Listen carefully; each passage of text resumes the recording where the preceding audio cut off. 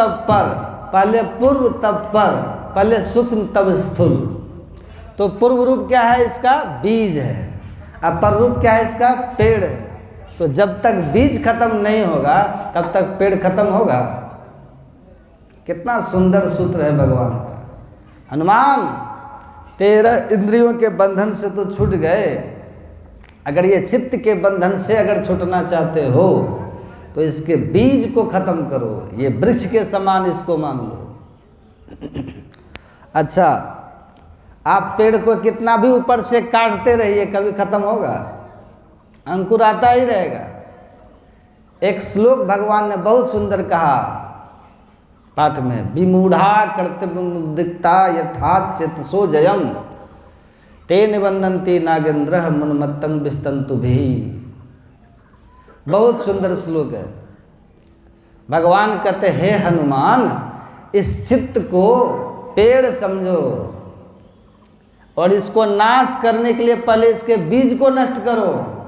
अब भगवान कहते हैं यदि कोई चित्त रूपी पेड़ को नष्ट करने के लिए इसके बीज को पहले नष्ट नहीं करता और ऐसे ही हठात इसको बस करना चाहता है, किसको? चित्त को हठात नष्ट करना चाहता है, तो भगवान कहते हैं वो वैसा ही है जैसे कोई कमल नाल के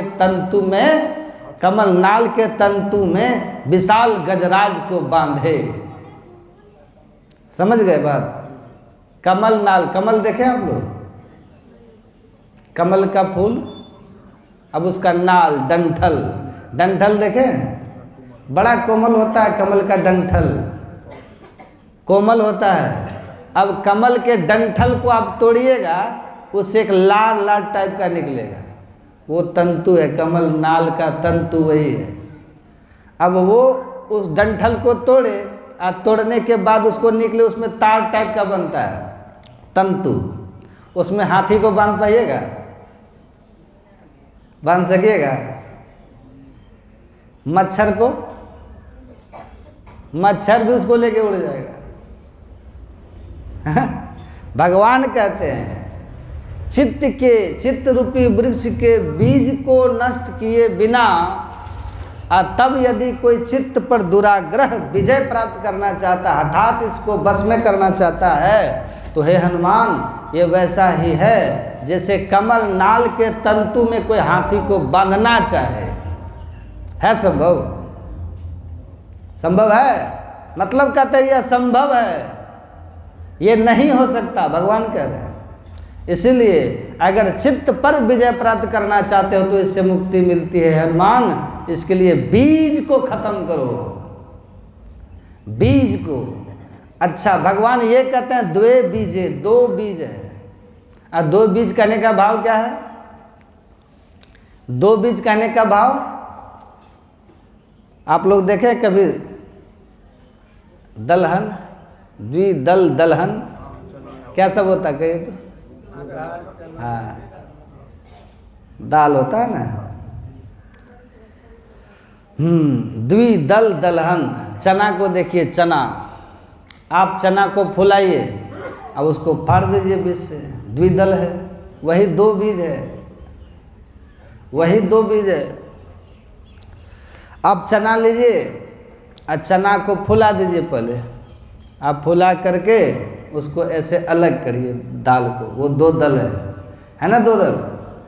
देखिए अब इसमें देखिए विज्ञान क्या है, जब तक दोनों दल चिपटा हुआ है तब तक उसे अंकुर आने की संभावना है ना, अंकुर आएगा। और जब दोनों को अलग अलग कर दीजिएगा तब नहीं आएगा। जब तक दोनों मिला हुआ है तब तक उससे अंकुर आएगा, और जैसे दोनों को अलग कर दिए तब अंकुर नहीं आता है। एक बार एक बहुत बड़े महापुरुष अपने ही संत मत के प्रवचन में वो कह रहे थे कि एक दीवाल है, दीवाल पर घड़ी टंगी है, दीवाल घड़ी, उस घड़ी में पेंडुलम है, पेंडुलम हिलता रहता है ना। अब यदि कोई मक्खी पेंडुलम पर जाकर के बैठे तो मक्खी स्थिर होगी क्यों स्थिर नहीं होगी? क्योंकि पेंडुलम ही हिल रहा है। अगर मक्खी पेंडुलम पर बैठी है तो वो हिलती रहेगी, क्योंकि पेंडुलम उसका आधार ही हिल रहा है। यदि मक्खी को स्थिर होना है तो पेंडुलम से उड़ करके मक्खी को दीवार पर बैठना चाहिए। हाँ, उस सभा में हमारे अवधेश बाबू की तरह एक श्रोता थे, कहा महाराज जी भूकंप में तो दीवार भी हिल जाता है। हैं? भूकंप में, इसीलिए आप पढ़िएगा ना रामायण, अध्यात्म का हूबहू कोई उपमा नहीं है, बस समझने के लिए थोड़ा संकेत होता है, संकेत से समझ जाइए।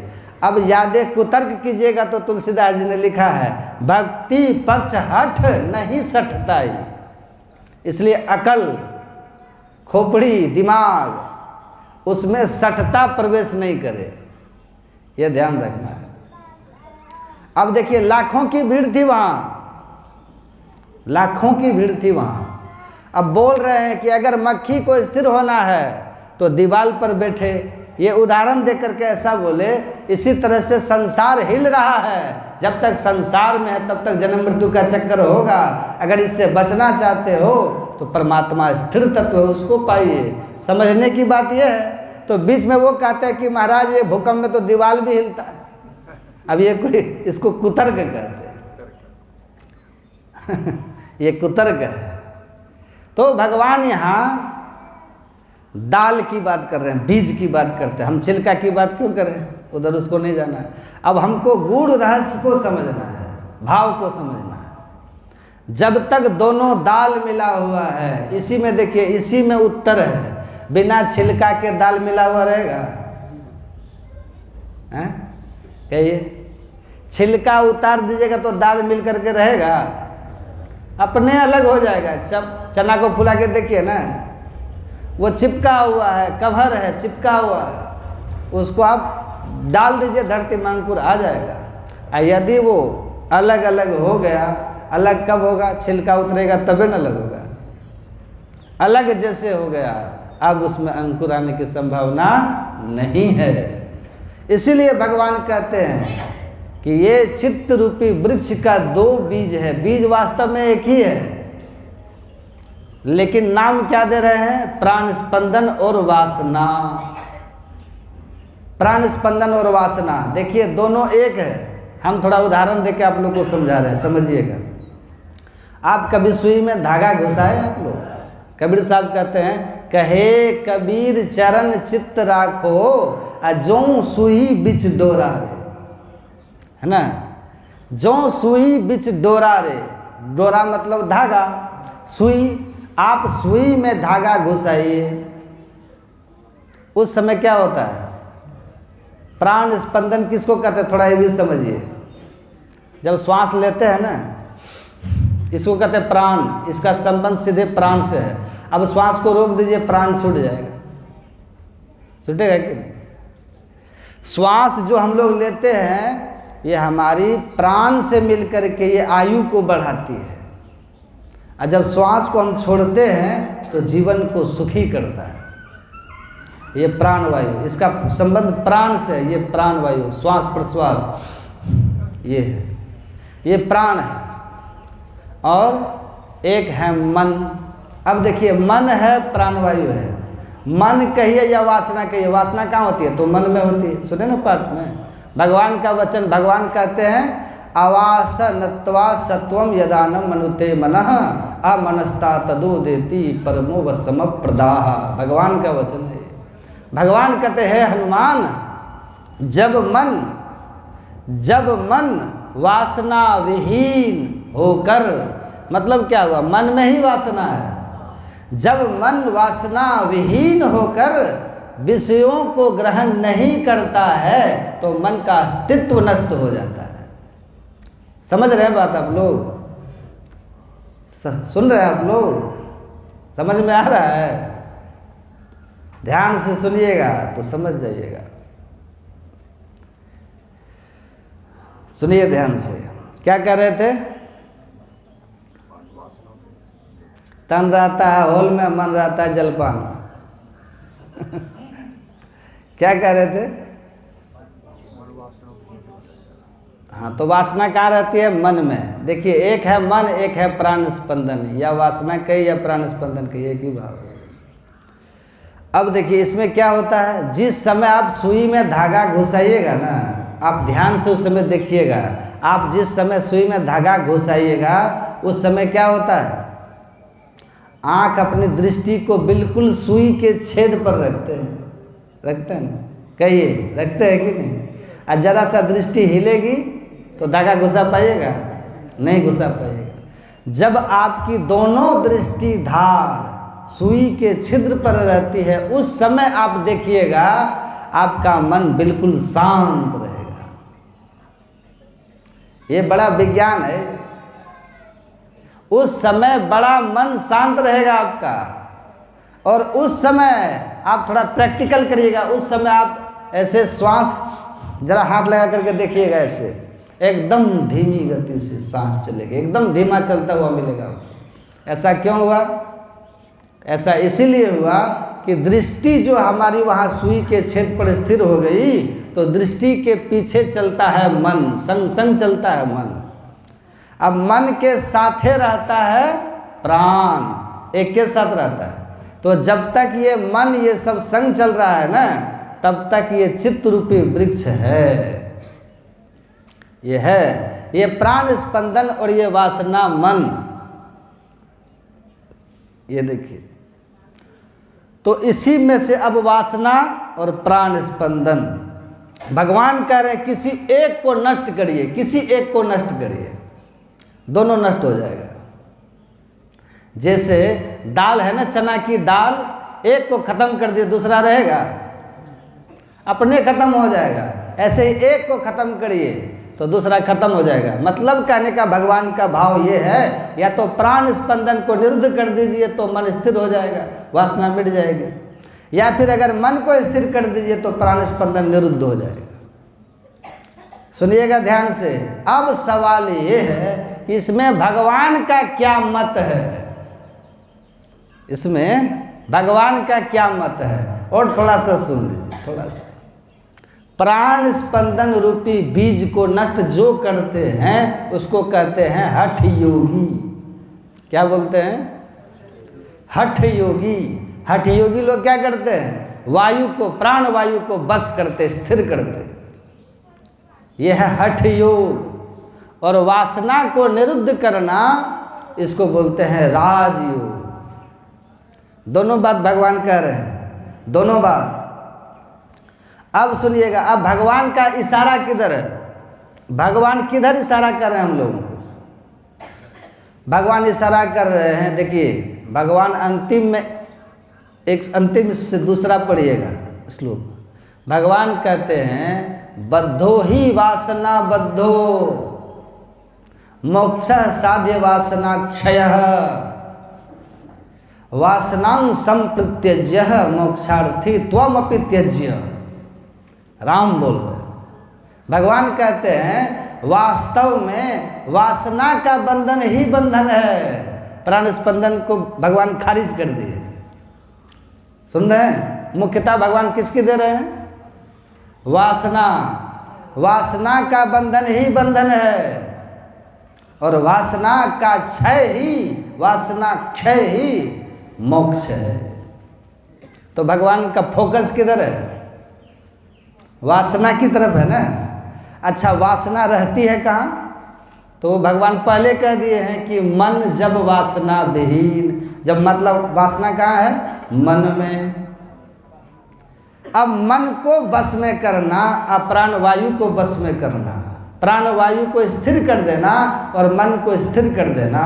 प्राण वायु को स्थिर करना, बस में करना, इसको बोलते हैं हठ योग। और मन को बस में करना, मन को स्थिर करना, इसको बोलते हैं राजयोग। अच्छा, एक बात और देखिएगा, ध्यान से सुनिएगा। सुन रहे हैं ना आप लोग? ये अधिवेशन नहीं है, ये ध्यानाभ्यास है, इसलिए इसमें थोड़ा गुड़ गुड़ बातें सुन लीजिए। और देखिए, प्राण स्पंदन मतलब वायु, श्वास प्रश्वास, ये और मन, ये दोनों में श्रेष्ठ कौन है?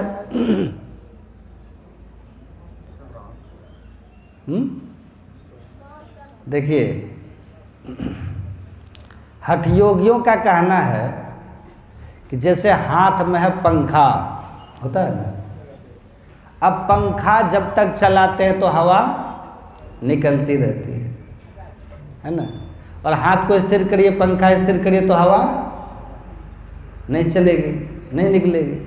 तो वो वही कुंभक, रेचक, पूरक के द्वारा वो लोग, हठयोगी लोग, वो प्रक्रिया करके, वो हठयोग करके वायु को बस करता है वो।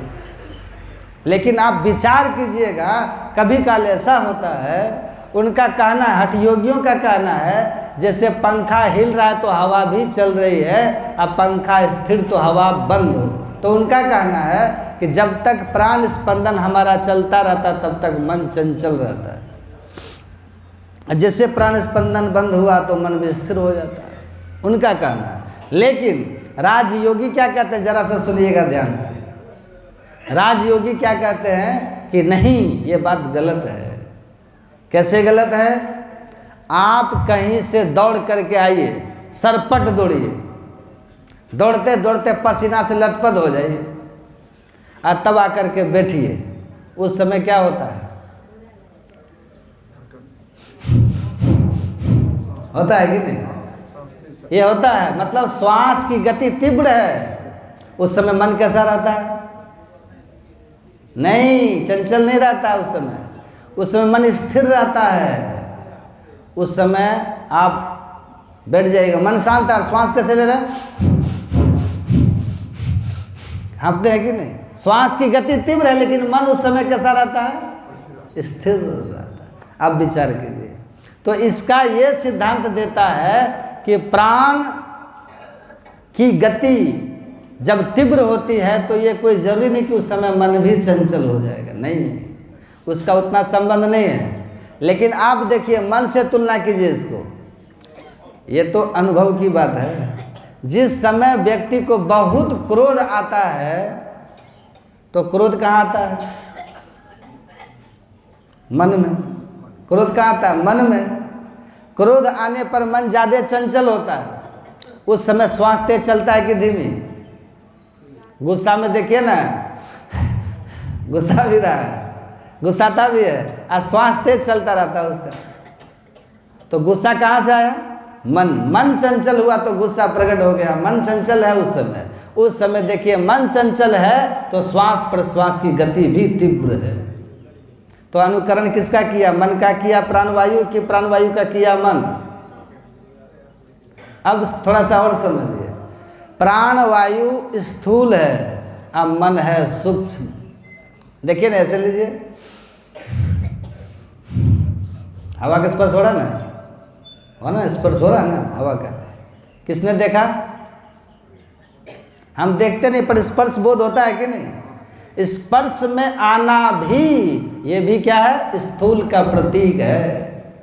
अगर वो सूक्ष्म होता तो स्थूल स्पर्श नहीं होता।